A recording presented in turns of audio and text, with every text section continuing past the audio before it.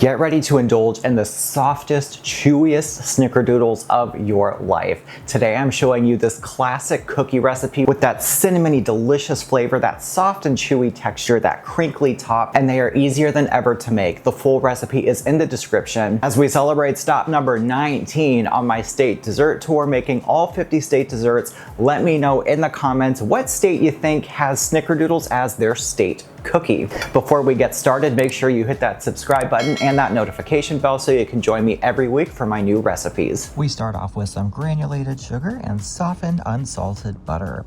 We're just going to cream those together for about 2 to 3 minutes before adding in 1 large egg and a teaspoon of vanilla extract.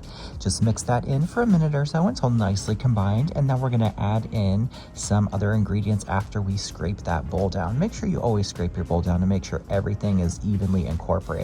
We've got cream of tartar, baking soda, salt, and cinnamon going in the bowl, getting mixed in, and then we're adding in all-purpose flour.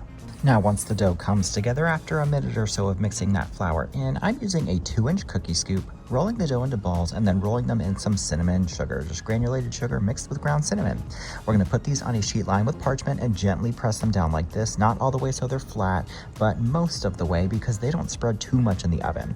Give them a couple inches of space on your sheet and bake them at 350 for about 12 minutes and let cool so they get that beautiful crinkly top and that gorgeous texture. All right, step number 19 has, I think, probably the quickest dessert, maybe except for the Ohio Buckeyes. Go check that video out if you haven't seen it. But I love how quick these are to make. You can make these in advance and freeze them if you want to get the dough ready to the point where you press them down. Do that. Layer them with some parchment and a container and freeze them for up to a month, and that way you can have fresh snickerdoodles whenever you want them, just in case you don't want to bake the whole batch right away. Just make sure you let them thaw to room temperature before you do that. And immediately when these come out of the oven, you can smell that cinnamony goodness. You can see that they puff up a little bit and then they get that crinkly top as they set up as they cool. And then when you break them open, they have this perfect texture. They're nice and thick. They smell incredible and they set up beautifully and they stay soft and chewy for several days. It's wonderful. I mean, I cannot think of a single thing I would do to improve that, honestly. Oh my God, Lord Jesus. The texture is just on point. It's soft, it's got a nice chew to it.